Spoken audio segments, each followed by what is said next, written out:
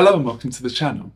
Today we're back with another brief history of video, and today the company in question is one of the biggest guitar brands of all time, that of course being Gibson. So like with some of these other videos, Gibson has a very long history, and so of course I'm not going to get absolutely every detail in this one, but what I really want to do is just give you a brief overview of the company's history so you know a bit more about it. So as I've said, it's a long old history, and so to start we need to go back all the way to 1856 with the birth of Orville Gibson. He is of course where the company gets their name from, and it would be in the 1890s that he would begin building mandolins in Kalamazoo, Michigan. His key innovation with these is that he would carve the instruments from a solid piece of wood rather than bending thin sides and using multiple pieces of wood to make them. This would give them greater volume and sustain and would make them stand out. The Gibson Mandolin Guitar Company was formally established in 1902. And that brings us on to the early 20th century, when Gibson really started to become the leading manufacturer of mandolins, as well as banjos, and then, as they're best known for today, guitars, specifically acoustic ones. Now, it would be in the 1920s that Gibson would have their first really big acoustic guitar success with the L5. This was developed under acoustic engineer Lloyd Law, as unfortunately a few years prior in 1918, Orville Gibson would have passed away. The L5 was a groundbreaking archtop design which was introduced in 1922. It set the standards for the jazz guitar, and the instrument really went on to help define that specific big band jazz sound. Interestingly, the L5 was one of the first guitars ever to feature F-holes, and variations on this guitar, including a semi-acoustic electrified version which was released in the 50s, have been produced and are still available even up to today. As I've just alluded to, between the 1930s and the 50s, Gibson started making some big innovations with electrification of guitars. This included models such as the EH Electric Hawaiian and the iconic ES-150, with ES standing for Electric Spanish. Now this would all lead up to 1952, when arguably Gibson's most famous guitar, the Les Paul, was released. It was developed in collaboration, as the name would suggest, with guitarist Les Paul, and this initially started off as a P90 guitar before receiving its upgrade to humbuckers in 1957. And beyond that, we all know about that guitar and what's happened with it, as it's become one of the most iconic models of any guitar, and is really one of the typical shapes that people imagine when they think of an electric guitar. Now, the history of the Les Paul in itself could be an entirely separate video, going into the development and the log and all of that stuff, but I'm not going to do that in this video. But if you would like to see that at some point, then be sure to let me know down in the comments. But with solid bodies becoming more and more popular in the 1950s, this really takes us into the 50s and 60s, which is considered by many to be Gibson's golden era.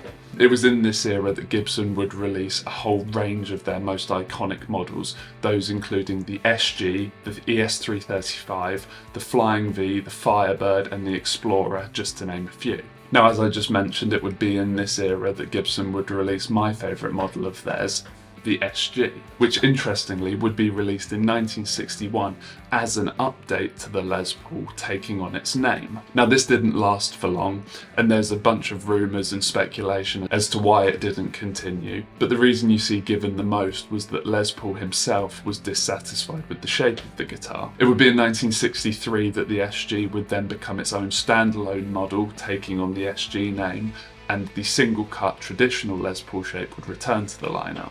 During this time, Gibson guitars really became central to the sounds of blues, rock, and continued to be a big part of the sound of jazz. In this sort of period, they were played by artists such as Eric Clapton, B.B. King and Jimmy Page, and guitars from this era especially, you might have heard people talk about 58, 59 and 60s, especially in Les Pauls, are considered not just Gibson's but some of the best guitars of all time. And like I said, Les Pauls especially from this era can fetch ridiculous prices nowadays, with some being sold as high as £250,000. The other big thing of note during this time period is that in 1957 Gibson would acquire the brand that they're probably most commonly associated with, that being Epiphone. The aim with the purchase was to expand their market share of the archtop market, which they'd once dominated, and of course that would then lead up to today, where Epiphone and Gibson Gibson are synonymous, and an Epiphone is seen as Gibson's more budget-friendly mark. Now we go from the 50s and 60s and Gibson's golden era into the 70s and 80s, which would become a more challenging time for Gibson. In 1969, their parent company was sold to Norlin, and this led to cost-cutting and design changes which a lot of players criticised and still do today. Some of these changes included multi-piece bodies and maple necks, but there was also a large number of issues with quality and just general inconsistencies with models. And unfortunately, this led to a declining reputation for this era. And that is something that is still held up today. You'll tend to see that people still trash talk guitars from this era.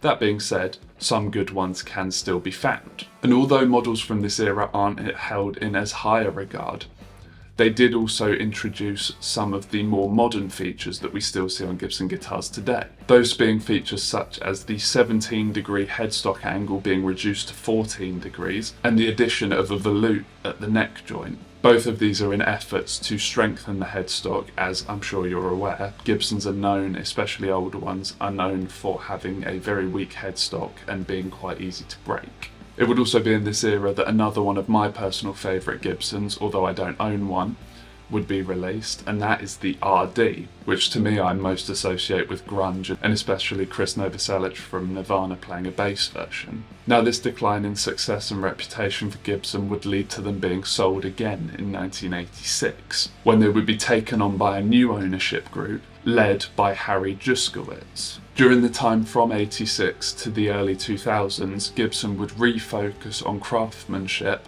as well as introducing vintage reissues and a number of artist models. And for the most part, this would start to really work, with them regaining their prestige and expanding both their acoustic operations, as well as opening the custom shop and expanding international production. This got the brand back on track. However, there are still some lower points during this era, especially towards the back end of the 2000s, when they tried to really modernise and add features in that really no one wanted.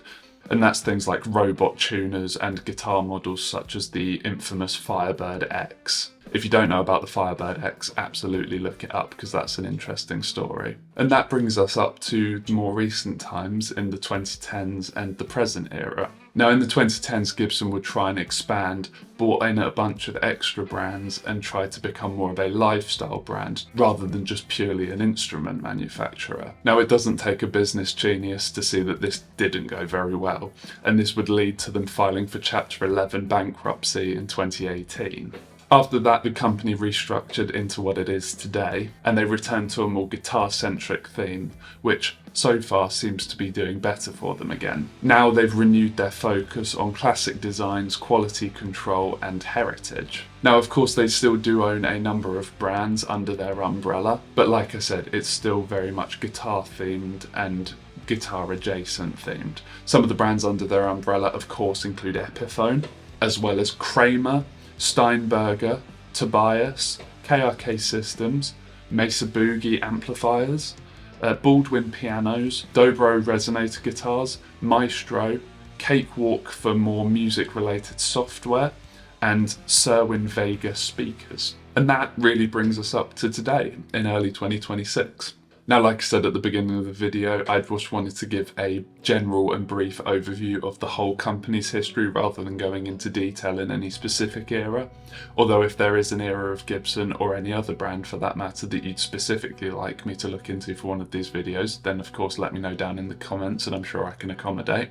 But I hope that's given you a bit more knowledge on the history of Gibson and its various eras and models and all that good stuff. Be sure to let me know down in the comments your experiences with Gibson and whether you own any of their guitars.